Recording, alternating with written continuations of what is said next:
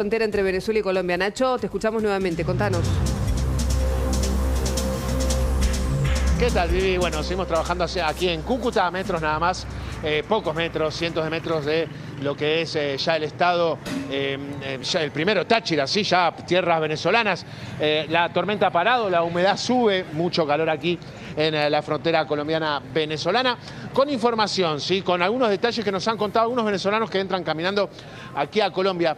Hay un fuerte rumor, vos sabés que el buque Iwo Jima, que es aquel donde Maduro fue luego de ser quitado del poder aquí en Venezuela, sigue en las costas venezolanas. Afirman que hay un buen grupo de marines a bordo de este buque. Por eso es que todavía se espera lo que se conoce como la segunda parte de la avanzada norteamericana. Son cada vez más los rumores. De hecho, me cuentan que en el día de hoy o en el día de mañana van a filtrarse a los medios algunos audios de efectivos de las Fuerzas Armadas venezolanas en las que ya se comenta lo que podría ser una escalada del conflicto, precisamente con la presencia de marines en tierras aquí venezolanas. Por supuesto, yo estoy en Colombia, pero en tierras aquí del país que se encuentra a pocos metros nada más. Información que tiene mucho que ver con lo que va a ser el futuro, ¿no? De Marina Corina Machado, del mundo, como lo comentaban ustedes recién. Sería una locura que estén en suelo venezolano, por eso es que está siendo todo bastante tranquilo. Las informaciones hablan de que el gobierno norteamericano le ha dado este espacio a la actual presidenta de los venezolanos, hablamos de Delcy Rodríguez, para que de alguna forma sea el propio poder político venezolano que la vea a Delcy como la que lo entregó a Maduro y se terminen peleando entre ellos, ¿no? A eso juega en estos momentos Estados Unidos. ¿Cómo está la situación entre Trump y el presidente de Colombia, Nacho? Cruda, fuerte. De hecho, vamos a escuchar ahora un corte de Donald Trump hablando de Colombia, de Cuba, de México, particularmente de Colombia. Dice que Petro se cuide, que no cometa locuras, porque el próximo puede ser él. Lo escuchamos al presidente de Estados Unidos. We have a very sick neighbor. It's not a neighbor, but it's close to a neighbor, and that's Venezuela. It's very sick. Colombia is very sick too, run by a sick man who likes making cocaine and selling it to the United States. And he's not going to be doing it very long, let me tell you. What does that mean? He's not going to be doing it very long? He's not doing it very long.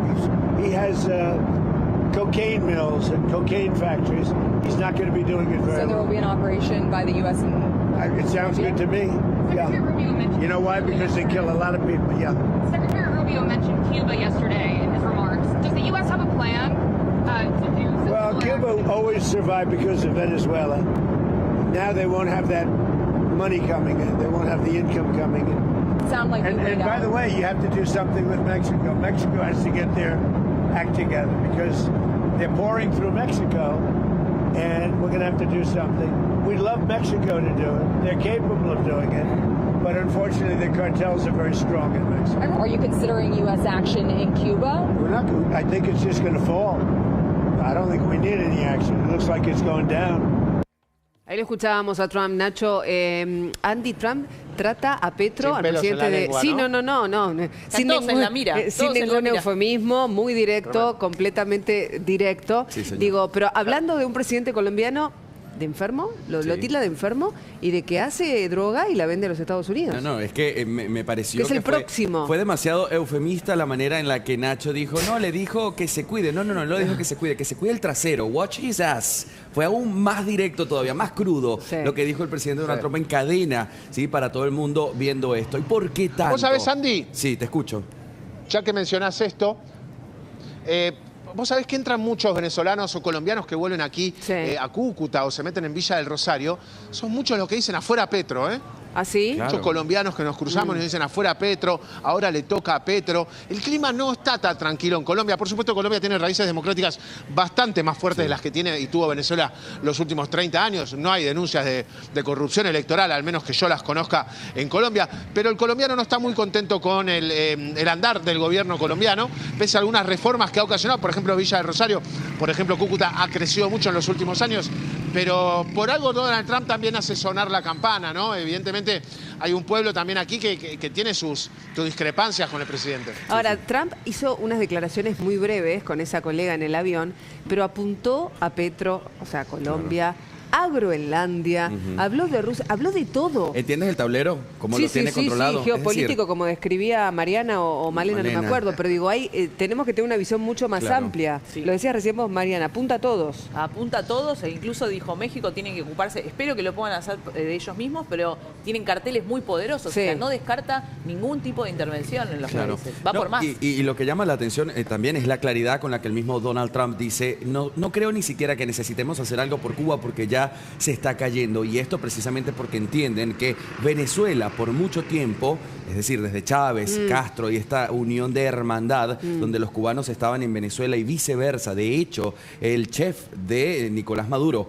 hasta que estuvo en Venezuela, era un chef cubano que estaba bajo vigilancia constante para saber qué tipo de comida y qué ingredientes utilizaba para que Nicolás Maduro y su esposa, es decir, ese nivel de psicosis y de Hablando de cubanos, supercuidado. muchos cubanos fallecidos, Hablando de ¿no? claro, En el- 32 32 militares de lo que estábamos viendo. Y por supuesto estos Eso, guardias justamente que iba a estuvieron decir. escoltando allí a Nicolás Maduro. Quería decir con esto, Nacho, y con eso te doy el derecho a la palabra, que Gustavo Petro está entre una ceja y la otra de Donald Trump desde que entra al mismo Estados Unidos, a una plaza en los Estados Unidos, utiliza un intérprete y le dice a la fuerza militar de los Estados Unidos, desobedezcan a Trump y obedezcan a las leyes de la humanidad. Pero ¿en qué cabeza cupo, amigo? Fue el principio del fin. Pero por Fue el supuesto, principio del fin. posterior a esto pasa la lista OFAC, la lista Clinton con su esposa que está viviendo de la mejor vida en el exterior, y por supuesto en esa misma lista está el ministro del Interior y también el hijo Nicolás Burgos. Nacho, ¿el silencio sigue reinando ahí en la frontera? ¿O hay quien se atreve a hablar un poco más? Porque hasta ahora no hemos tenido tanto éxito con eso, ¿no?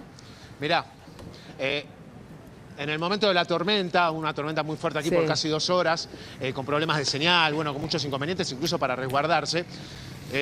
Estaba escuchando a un venezolano hablando por teléfono. Mirá lo que te voy a contar. Johnny estaba con la cámara apagada, los micrófonos apagados, y me le acerqué al venezolano y le dice, disculpa, te escuché hablar por teléfono. Estaba comentándole a otro venezolano que tenga mucho cuidado con los teléfonos al cruzar la frontera San Antonio. San Antonio es el primer pueblo al cruzar aquí ¿Por qué? al estado de Táchira. Y este hombre decía, cuidado con las milicias que están revisando los celulares. A este hombre lo paró una milicia hace unas 3 o 4 horas en tierra venezolana, le pidió el teléfono, le revisaron la galería de fotos, encontraron una foto de Maduro preso y se lo querían llevar detenido. El hombre pudo evitar que suceda esto, pero para que me cuente lo que había sucedido, le tuve que mostrar que la cámara estaba apagada, que el micrófono estaba Claro, apagado, hay que yo miedo. no estaba Mucho en vivo, miedo. que tan solo quería obtener información en off. Hay mucho miedo. Nacho, Otro detalle, en Cuba hay feriado, sí hay, mejor dicho, feriado no, es un día por los caídos, por los efectivos que custodian a Maduro. Y por último, hablan del tablero mundial. Ha habido un comunicado de Corea del Norte, Kim Jong-un, el presidente de Corea del Norte, que se mantiene bastante callado, le ha pedido a Estados Unidos que devuelva a Maduro, porque esto puede desatar una guerra mundial. Así que se suma otro actor al tablero mundial y, por supuesto, con mucha importancia, porque tiene capacidad nuclear, produce Nacho, bombas atómicas sí, Corea del sí, Norte, sí, y nadie sí, sabe que obviamente. sucede fronteras adentro. Así que eso también es importante saberlo. Está con nosotros Marcela Campagnoli, te estaba escuchando y quería aportar algo. Sí, quería agregar algo coincidiendo con lo que había dicho Andy en cuanto a el petróleo que ya no va a ir para Cuba. El chofer que me trajo aquí es venezolano. Yo enseguida le reconocí la voz porque tengo familia en Venezuela que la está pasando mal y que otros están por Miami o por Colombia, ¿no? Y entonces me decía, yo soy maquinista. Entonces le dije, qué lindo, Venezuela, Venezuela libre, qué sé yo. Siempre uno celebra que caiga un dictador, por supuesto, más allá de que uno pueda estar de acuerdo o no con la figura de Trump. Y entonces me dice, mire, yo soy maquinista naval. Sí. Yo lo sé de buenas fuentes porque fui yo, me dice. Yo estaba en un barco que teníamos que llevar el petróleo a un barco estadounidense de una empresa que había hecho las inversiones de extracción de petróleo en Venezuela y que tenía que llevársele el petróleo. Ese barco no podía pasar por el canal de Panamá, así que tuvimos nosotros llevarle eso. Y recibimos una orden que no teníamos que ir a ese barco, que teníamos que ir para otro lado. Y dijimos, no, nosotros tenemos la obligación de llevar a ese lado, a ese barco el petróleo. Si ustedes hacen eso, van a estar toda la tripulación va a estar presa. Entonces lo llevaron a otro barco que estaba para otro lado, que nunca supieron de qué nacionalidad era, pero era evidente que es un poco lo que también decía Trump el otro día, que se quedaron con el petróleo de las empresas de Estados Unidos que invirtieron en Venezuela. Entonces, esto me lo contaba él como de buena fuente, ¿no? Entonces, y coincido contigo, hay una estrategia, no es que ninguneó a Corina Machado, sino que necesitaba que este gobierno de transición pueda llevar las cuestiones a buen puerto y obviamente yo estoy esperando que Edmundo Rivera, no que llamen a una nueva elección, los venezolanos ya decidieron que es Edmundo González Urrutia el que tiene que asumir como presidente electo y no es que se invadió a un país legítimo, porque su presidente no era un presidente legítimo. Se hizo todo. Yo el otro día discutía con unos amigos, bueno, pero el derecho internacional, el derecho internacional regula el derecho entre los estados, pero el derecho humano está antes.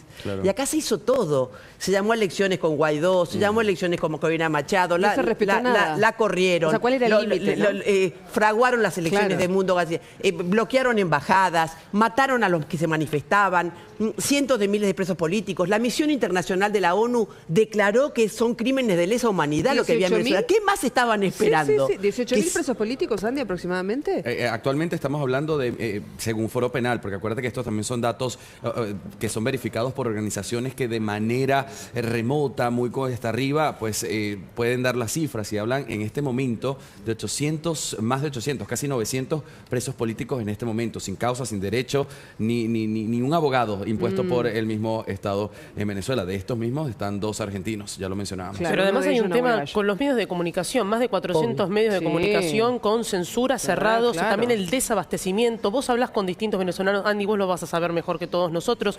Estaban por DNI, tenían que ir al supermercado para poder ir a comprar. Ellos tienen los alumbrones, es decir, momentos, un calendario que tenía el gobierno para disponer de la electricidad.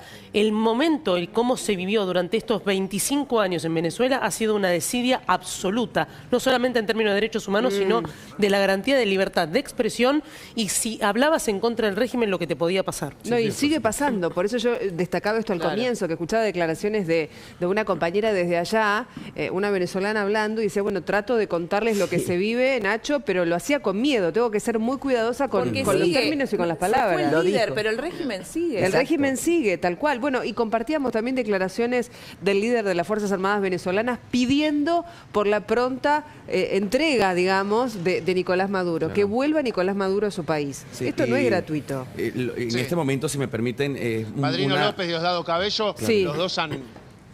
Han hecho referencia a lo mismo, Nacho. Les quería decir que la situación... No, perdón, sí, Andy, perdón. El delay a veces es inconveniente, pero por favor. Le decía que la situación de Venezuela ha afectado tanto que en este momento no solamente es necesario y vital un cambio a la democracia, sino también de mentalidad, del mindset del venezolano. Que tuvo que aprender a sobrevivir a la situación. Mencionabas lo de la nafta, gasolina le decimos en Venezuela, un país petrolero que por mucho tiempo tuvo la gasolina técnicamente regalada, se pagaba con lo más mínimo, un caramelo, inclusive en la gasolina. Y eso tampoco está bueno. Y el venezolano no lo quiso ver porque no se sostiene en el tiempo. Pero no vamos a entrar en temas de economía y estrategia, sino por el contrario en la actitud del venezolano. En Venezuela se subsidia hoy por hoy la nafta y a su vez está la que no es subsidiada. Entonces puedes ver en una misma esquina, esto lo vi, en una misma esquina, una estación de gasolina, y una tiene una fila inmensa. Y esa fila inmensa es de gente que lleva semanas durmiendo allí porque esperan un día de la semana que llegue el camión con la gasolina subsidiada. ¿Para qué? Para estos venezolanos tomar esa gasolina, esa nafta, y luego vendérsela a los que la necesitan de este lado. Entonces, está todo mal desde adentro y necesitamos los venezolanos también cambiar esa idea de la vivencia criolla para poder hacer un cambio desde la raíz. Nacho, te cuento que mientras estamos viendo en pantalla también tenemos en imagen, bueno, cómo fue la llegada de Maduro y de su esposa a los tribunales allí en Nueva York. Y de hecho tenemos imágenes en vivo ahora, porque cada vez falta menos, está previsto para las 14 horas de la Argentina. Tenemos imágenes en vivo de personas en favor y en contra de la llegada de Maduro. Esto es en vivo, en la puerta de los tribunales allí en Nueva York. Voces en favor y en contra. Nacho, nos decías que como periodista y como equipo de trabajo de La Nación Más, la idea fija que tenés es poder pasar para el lado de Venezuela. Pero ¿qué puede llegar a ocurrir si ustedes finalmente ingresan? Mirá. Vamos, le voy a pedir a Johnny. Te quiero mostrar. Son muchas las cadenas que están trabajando aquí. Todos están con ganas de entrar. Cadenas, bueno, tenemos a Televisión Española, tenemos por aquí a Univisión, tenemos, bueno, colegas argentinos. Todas esas carpas son cadenas europeas. He estado conversando con periodistas que han venido desde Bélgica. Todos quieren entrar, nadie lo ha podido, ¿sí? Hay algunos periodistas que incluso se quieren animar a hacer algunos de los caminos ilegales, completamente, o sea, no lo recomendamos por completo porque es muy peligroso. Una mención que te quería hacer acerca del tema del petróleo. Hay 3 compañías norteamericanas que ya pican en punta para poder hacerse cargo de las refinerías. Una es Valero, la otra Halliburton, se me escapa el tercer nombre. Son 3 compañías que tienen experiencia en el terreno venezolano. De hecho, en el año 50 fueron las compañías responsables de comenzar a refinar este petróleo sucio, este crudo sucio que no es fácil de refinar. Se refina en Texas, por ejemplo, en el estado de los Bush, donde durante mucho tiempo ha llegado petróleo venezolano. La verdad que es extraño, ¿no?, que un país que está montado sobre las reservas de petróleo más grandes del planeta Tierra no tenga siquiera para poder permitir utilizar la energía eléctrica a los venezolanos en el momento que ellos quieran. Son dramas que vive el venezolano a diario, que nosotros desde lo lejos quizá no lo podemos hacer propios porque no lo entendemos y muchas veces no comprendemos también qué es lo que nos quieren decir, pero sin lugar a dudas, y lo ha dicho Trump, hay buena parte de las compañías petroleras norteamericanas preparadas para venir a Venezuela y volver a reactivar estos 2 millones de barriles de crudo, la capacidad que tiene Venezuela y que ha sabido tener en su momento para regresar a los tiempos en los que era potencia continental, ¿no? Nacho, gracias por el contacto. Por supuesto que estamos más que atentos y como te dije antes, tenés prioridad, así que...